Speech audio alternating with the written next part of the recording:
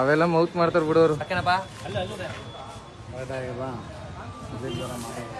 ಈಗ ಮೀಡಿಯಾದಲ್ಲಿ ಹಾಕ್ತೀನಿ ಇರೋಣ, ಮೀಡಿಯಾದಲ್ಲಿ ಹಾಕ್ತೀನಿ.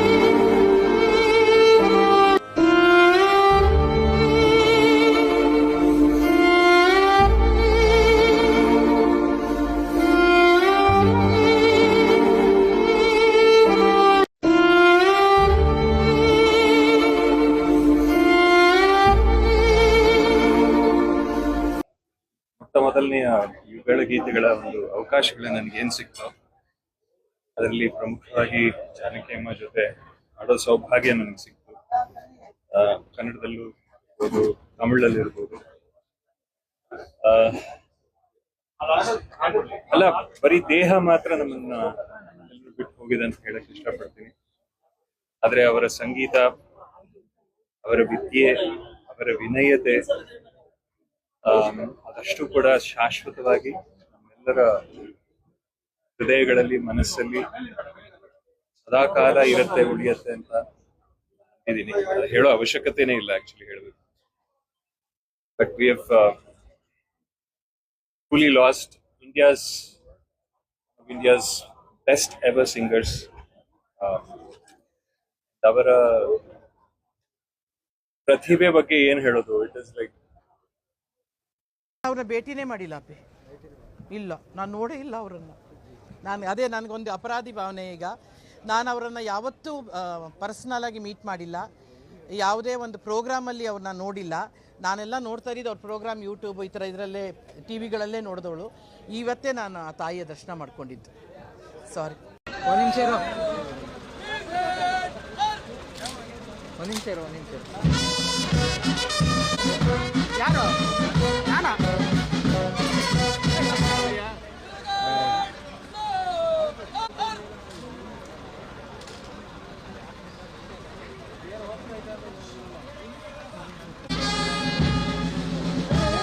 ಯಾವ್ದೌಡ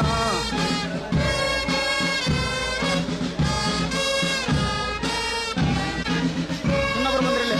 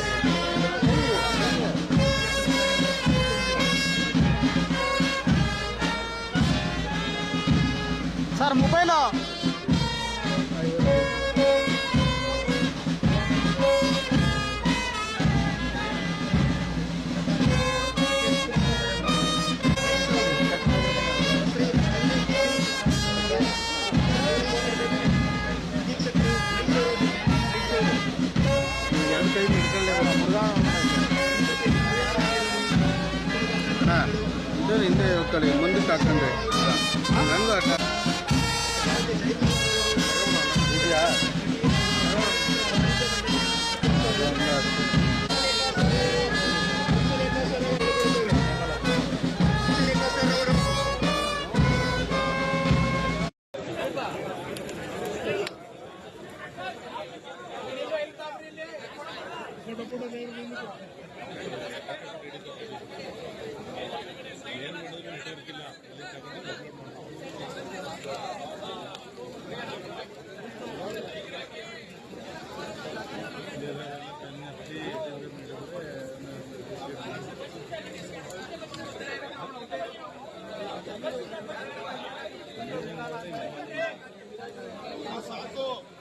ಗಾನಕ್ಕೆ ಹೋಗಿಲ್ಲ ಅಂತೇಳಿ ಹೆಸರು ಪಡೆದಂಥ ಜಾನಕಿ ನಮ್ಮ ಜೊತೆ ಇಲ್ಲ. 50 ವರ್ಷಗಳ ಕಾಲ ನಮ್ಮ ಸಿನಿಮಾ ರಂಗಕ್ಕೆ ಎಲ್ಲ ಭಾಷೆಯಲ್ಲೂ ಕೂಡ ಅವರು ಸೇವೆಯನ್ನು ಮಾಡಿದ್ದಾರೆ. ಒಂದು ನನಗೆ ಆಶ್ಚರ್ಯ ಏನಂದರೆ, ನಿನ್ನೆ ಅವರ ಕುಟುಂಬದವ್ರ ಹತ್ರ ನಾನು ಮಾತಾಡಿದೆ. ಫೈನಲ್ ಹೈದರಾಬಾದಿಂದ ಕಳೆದ 2 ವರ್ಷದಿಂದ ಬಂದು ಬೆಂಗಳೂರಿನಲ್ಲಿ, ಮೈಸೂರಿನಲ್ಲಿ ಅವರು ವಾಸವಾಗಿದ್ದರು. ಸೊ 40,000ಕ್ಕೂ ಹೆಚ್ಚು ಹಾಡುಗಳಿಗೆ ಅವರ ಧ್ವನಿಯನ್ನು ಕೊಟ್ಟಂಥ ಏಕೈಕ ನಾಯಕಿ. ಆ ಕುಟುಂಬದ ಕೇಳಿದೆ, ನಿಮಗೆ ನಾನು ಚೆನ್ನೈಗೆ ಹೋಗಬೇಕು ಅಂದರೆ ಅಲ್ಲಿ ಕಳಿಸ್ಕೊಡ್ತೀನಿ, ಇಲ್ಲಾಂದ್ರೆ ಹೈದ್ರಾಬಾದ್ಗೆ ಹೋದರೆ ಅಲ್ಲಿ ಕಳಿಸ್ಕೊಟ್ಟು ಏರ್ ಲಿಫ್ಟ್ ಮಾಡಿಕೊಡ್ತೀನಿ ಅಂತೇಳಿ. ಅವರಿಲ್ಲ, ನಮ್ಮ ಅಜ್ಜಿದು ಕೊನೆ ಆಸೆ ಮೈಸೂರಿನಲ್ಲೇ ಇರಬೇಕು ಅಂತೇಳಿ ಇಲ್ಲಿಗೆ ಬಂದರು ಅವರು ಅಂತೇಳಿ. ಸೊ ನಾನು ಸರ್ಕಾರದ ಗೌರವ ಜೊತೆಲಿ ಇವತ್ತು ಸುಮಾರು ಮಧ್ಯಾಹ್ನದವರೆಗೂ ಕೂಡ ನಮ್ಮ ಅಂತಿಮ ದರ್ಶನಕ್ಕೆ ಅಲ್ಲಿ ಮೈಸೂರಿನಲ್ಲಿ ಅವಕಾಶವನ್ನು ಮಾಡಿಕೊಡ್ತಾ ಇದ್ದೀವಿ. ಅದಾದಮೇಲೆ ಸರ್ಕಾರದ ಗೌರವದೊಂದಿಗೆ ಅವರಿಗೆ ಗೌರವನ ಸಲ್ಲಿಸುವಂಥ ಕೆಲಸ ನಮ್ಮ ಡಿಸ್ಟ್ರಿಕ್ಟ್ ಮಿನಿಸ್ಟ್ರು ಇವತ್ತು ಗುಲ್ಬರ್ಗಾಗೆ ಹೋಗಿದ್ರು, ಯತೀಂದ್ರ ಅವರು. ಅವ್ರಿಗೆ ನಾನು ರಿಕ್ವೆಸ್ಟ್ ಮಾಡಿದೆ, ನೀನು ಕ್ಯಾನ್ಸಲ್ ಮಾಡಿ ಗೌರವನ ಸಲ್ಲಿಸುವಂಥ ಕೆಲಸ ಮಾಡಬೇಕು ಅಂತೇಳಿ. ಅವರು ಅಲ್ಲಿ ಭಾಗವಹಿಸ್ತಾ ಇದ್ದಾರೆ. ಸೊ ಇವತ್ತು 4 ಬಾರಿ ಅವರು ರಾಷ್ಟ್ರ ಪ್ರಶಸ್ತಿಯನ್ನು ಪಡೆದದ್ದನ್ನು ಇತಿಹಾಸ ಪುಟಕ್ಕೆ ಸೇರಿದೆ. ಸೊ 33 ಬಾರಿ ವಿವಿಧ ಪ್ರಶಸ್ತಿಗಳನ್ನು ಅನೇಕ ರಾಜ್ಯಗಳು ಇವತ್ತು ಅವರಿಗೆ ನೀಡಿದೆ. ನಾವು ಕೂಡ ಕರ್ನಾಟಕ ರಾಜ್ಯೋತ್ಸವ ಪ್ರಶಸ್ತಿಯನ್ನು ಕೂಡ ಕೊಟ್ಟು ಅವ್ರಿಗೆ ಗೌರವವನ್ನು ಸಲ್ಲಿಸಿದ್ದೇವೆ. ಸೊ ಇಂಥ ಒಬ್ಬ ಗಾಯಕಿ ಜಾನಕಿಯವರು ಬಹಳ ಸರಳ ಜೀವಿ. ಯಾವುದು ಕೂಡ ಅವರು ಲತಾ ಮಂಗೇಶ್ಕರ್ ಯಾವ ರೀತಿ ಅವರ ಸರಳತೆಯನ್ನು ಕಾಪಾಡ್ಕೊಂಡು ಬಂದರು, ಯಾವ ರೀತಿ. ಸೊ ನಮ್ಮ ಭಾಷೆ ಮೇಲೆ, ನಮ್ಮ ನೆಲದ ಮೇಲೆ, ಮೈಸೂರು ಮೇಲೆ ಅವರು ಕೊನೆಯ ಉಸಿರಿನಲ್ಲಿ ಇಟ್ಟಂಥ ಪ್ರೀತಿ ಇದೆಯಲ್ಲ, ನಮಗೆಲ್ಲರೂ ಕೂಡ ಅತಿ ಹೆಚ್ಚು ಗೌರವನ ತಂದಿದೆ. ಸೊ ಅವರು ಮೊದಲನೇ ಹಾಡು ಮತ್ತು ಕೊನೆ ಹಾಡು ಹಾಡಿದ್ದು ಮೈಸೂರಿನಲ್ಲೇ. ಅದು ಕೂಡ ಭಾಳ ವಿಶೇಷವಾದಂಥ ವಿಚಾರ. ಸೊ ಅದರಿಂದ ಅವರ ಪ್ರೀತಿಗೆ ಗೌರವ ಕೊಟ್ಟು ನಾನು ನಮ್ಮ ಜಿಲ್ಲಾಡಳಿತಕ್ಕೆ ಏನು ಮಾರ್ಗದರ್ಶನ ಕೊಡಬೇಕು, ಅವ್ರಿಗೆ ಯಾವ ರೀತಿ ಅಂತಿಮ ಗೌರವನ ಸಲ್ಲಿಸಬೇಕು, ಆ ಕೆಲಸವನ್ನು ಮಾಡ್ತೇವೆ.